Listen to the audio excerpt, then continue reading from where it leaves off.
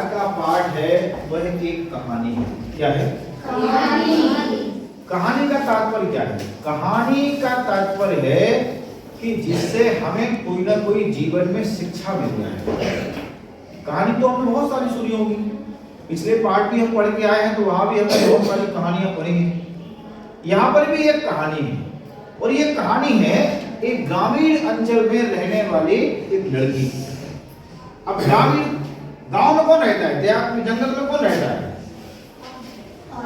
आदिवासी, जिनको हम लोग क्या बोलते हैं? गौड़ भील बोलते हैं। ऐसे ही जो है गौड़ भील कोलकू करके इसकी कुछ जातियां होती हैं। तो एक आदिवासी लड़की की एक पूरी कहानी है और जो आदिवासी लड़की है वो अपने पिता के साथ रहती है। कहानी में एक प्रसंग आता है कि जंगल में दोनों जाते हैं, एक बार उसको प्यास लगती है पिता को, तो पिता की प्यास बुझाने के लिए वो जो है किस प्रकार से झरने का रूप ले लेती है। और कहानी के अंत में आता है कि वह नर्मदी ही वास्तव में बाद में एक नर्मदा नदी बनी। तो हम सब इसमें से कितने भैया बहन हमारे ऐसे हैं जो कभी ना कभी जो है नर्मदा नदी में स्नान किया है? नर्मदा जी में स्नान किया है? एक हाथ खड़ा करिए सीधा। ठीक, किसी ने नहीं किया, अवसर नहीं मिला। तो जब भी कभी अवसर मिले नर्मदा जी में स्नान करिए। नर्मदा जी को मध्य प्रदेश की जीवन रेखा कहा जाता है। सामाजिक विज्ञान में पढ़ा होगा आप लोगों ने। क्यों?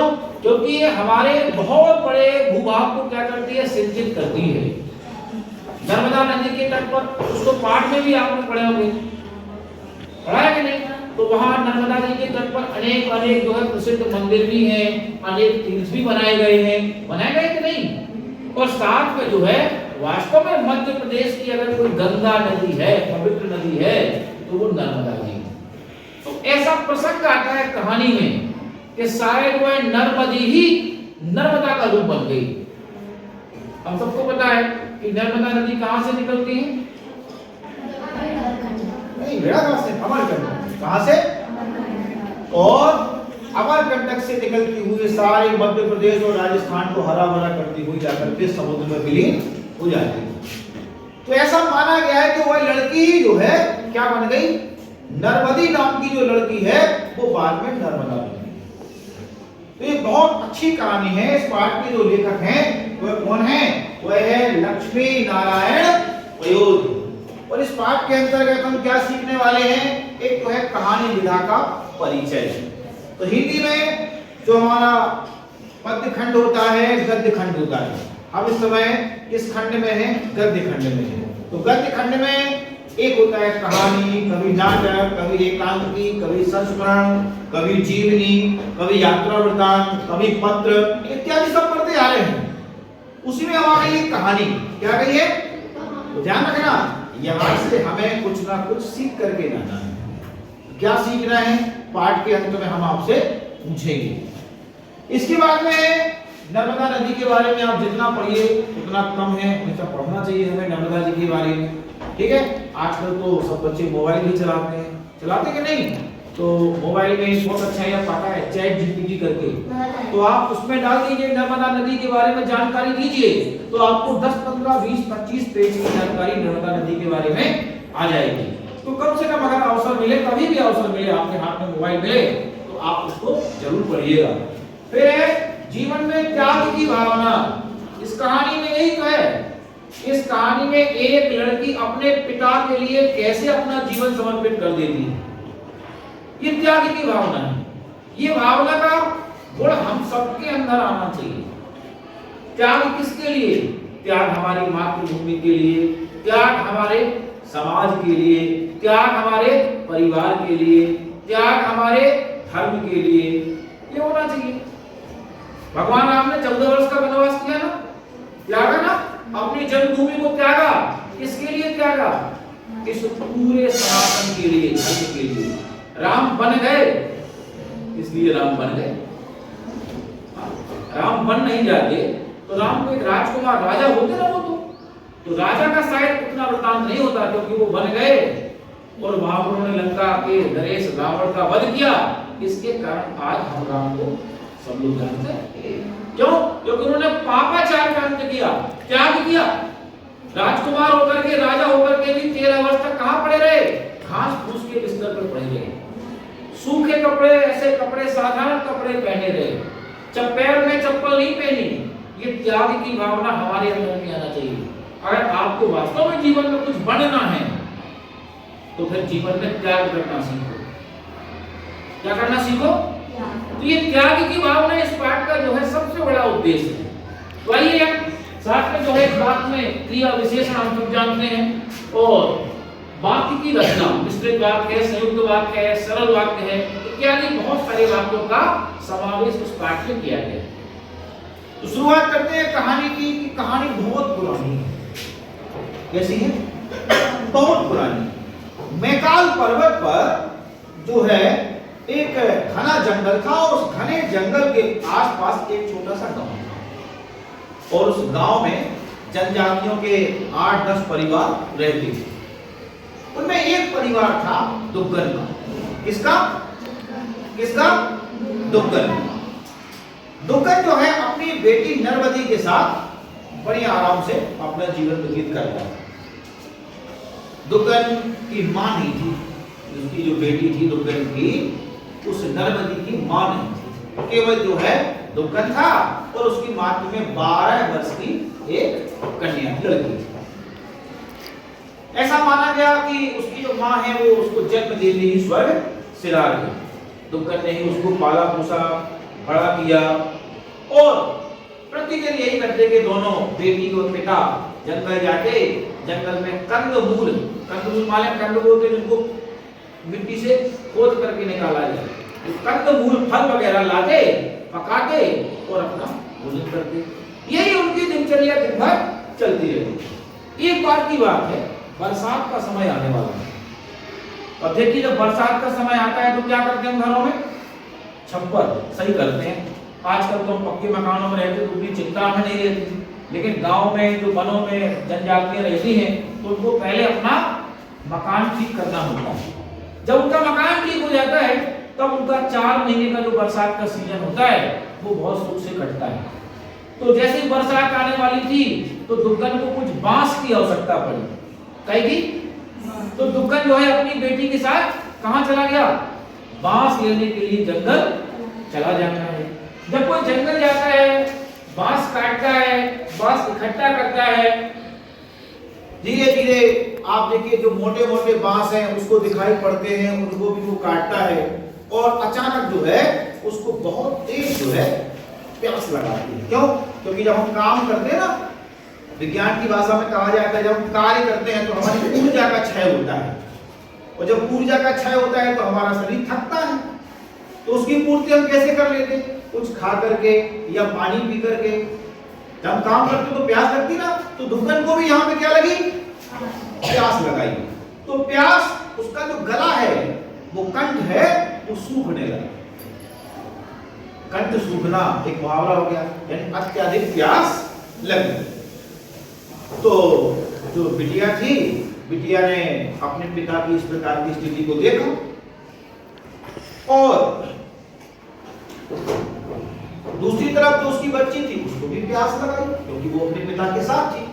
तो दुग्गन ने कहा कि रुको, मैं जाकर के क्या करता हूं, कुछ पानी जंगल में आसपास कहीं जाकर के देखता हूं।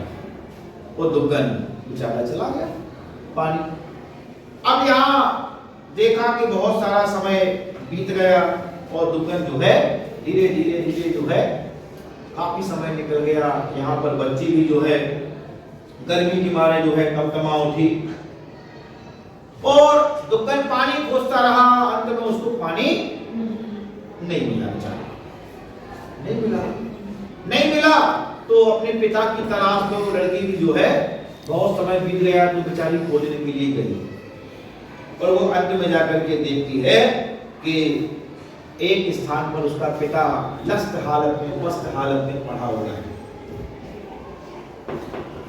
नरवती ने जब ये दृश्य देखा कि उसका पिता वास्तव में पानी की प्यास के कारण मर गया, हाँ लस्त डला है, और फिर देखा कुछ देर बाद उसने प्राण त्याग दिया। तो नरवती भी वहां पर अपने प्राण त्याग देती है, और उस पूरे जंगल में इस बात को कहती हुई कि आने वाले समय में कोई पिता कभी प्यास से न मरे, और वो कहते हैं कि वो नर्मदी स्वयं वहां पर नर्मदा के रूप में प्रकट हो जाती है। किस रूप में? नर्मदा के रूप में, झरने के रूप में वहां से बहने लगती है। और वह झरना जिसको वास्तव में हम लोग कहते हैं कि अमरकंटक से मां नर्मदा निकलती है, यह एक प्रसंग है कहानी का। अब इसके पक्ष में ऐसा नहीं कहा जा सकता एकदम कि यही बात सही है कि नर्मदी ही नर्मदा बन गई, लेकिन एक जनजाति में एक कथा ये प्रचलित है कि शायद नर्मदी ही क्या बन गई? नर्मदा। और वहीं से जो है नर्मदा नदी सारे संसार की प्यास बुझाती हुई दुनिया में चल रही है। तो वहां पर नर्मदी ने कहा भी एक बार कि बाबा, मैं आपकी प्यास बुझाने के लिए क्या बन गई हूं? मैं आपकी प्यास बुझाने के लिए झरना बन गई हूं। उन्होंने ये कहा कि मैं नर्मदा बन गई हूं। क्या कहा? मैं आपकी प्यास बुझाने के लिए क्या बन गई हूं? नर्मदा।